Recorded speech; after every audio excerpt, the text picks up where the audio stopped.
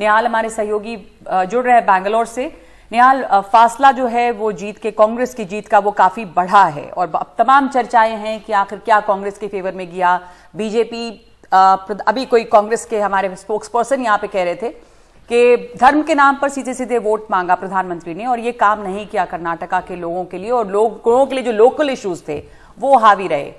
आप इस वक्त जहां पे हैं वहां पर किस तरह की बातें सुनने को मिल रही हैं? मैं इस सब के बारे में बात करूंगा। पहले इन छोटी बच्चियों को देखिए, ये लोग सभी रामनगरा से आई हैं, वही रामनगरा जहां शोले फिल्म की शूटिंग हुई थी। और यहाँ पर देखिए एक बहुत बड़े फोक डांस की तैयारी हो रही है कि जब डीके शिव कुमार और सिद्धरमैया यहाँ आएंगे तो उनका स्वागत कैसे किया जाएगा। क्या कहते हैं इस डांस को? कमसाड़े।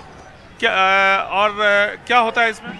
कमसाड़े मादेश्वर बेट में परफॉर्मेंस करना होता है। आप लोग का for how many years have you been doing it? 5 years। ये सब यहाँ पर तैयार है और देखिए इसको सिर्फ ये कॉस्ट्यूम का ही मामला नहीं है। यहाँ पे जो स्थानीय जो परंपरा है उसके हिसाब से आपको यक्ष यानी कुछ देवी देवताओं के साथ साथ आपको राक्षस भी मिलेंगे और साथ में बहुत बड़े बड़े मुर्गे जो गांव देहातों में पाए जाते हैं, ये सब कुछ आपको यहाँ पर मिलेगा।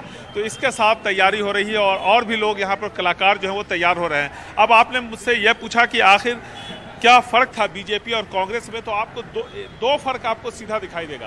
पहला, जब कभी भी कांग्रेस के नेता यहाँ आए बेंगलुरु में, और जो कांग्रेस के स्थानीय नेता हैं, इन सबों ने जो अपनी बात रखी वो बात स्थानीय मुद्दों के इर्द गिर्द उन्होंने रखी। कभी भी उन्होंने राष्ट्रीय मुद्दों को इस मामले इस चुनाव के साथ नहीं जोड़ा। लेकिन जब बीजेपी की बात आप करें तो वो हमेशा राष्ट्रीय मुद्दे पर ही यहाँ पर बात करती रही और शायद ये कहीं ना कहीं जो मतदाता हैं उन्हें अच्छी नहीं लगी। पहली बात तो ये है। दूसरी बात, येदियुरप्पा कद्दावर नेता है और बीजेपी का जो ग्राफ कर्नाटका में है वो येदियुरप्पा के साथ ही बढ़ा था, और येदियुरप्पा को जब हटाया गया मुख्यमंत्री पद से तो उनके साथ ही यह ग्राफ गिर भी गया।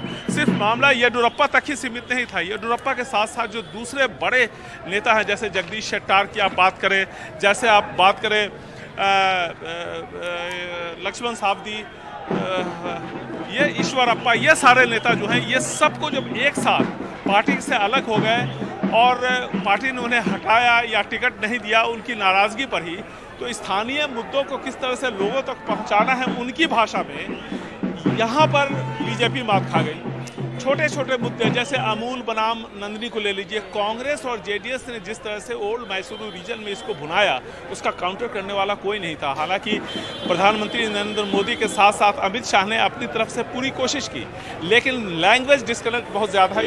इसलिए कि ये जो ग्रामीण इलाके हैं वहाँ पर 94 से 96% लोग कन्नड़ा बोलते हैं और हिंदी भाषी नेता जब यहाँ पर आते हैं तो उनके साथ लैंग्वेज डिस्कनेक्ट हो जाता है, और इस डिस्कनेक्ट को कोई दूर कर सकता था तो येदियुरप्पा, ईश्वरप्पा, जगदीश शेट्टार जैसे नेता दूर कर सकते थे, जिनको अलग रखा गया। क्योंकि इस बार जो चुनाव बीजेपी ने लड़ा वो अपने राष्ट्रीय नेता के नाम पर लड़ा, स्थानीय नेताओं को दूर रखा। ये एक बहुत बड़ी कमी रही बीजेपी की।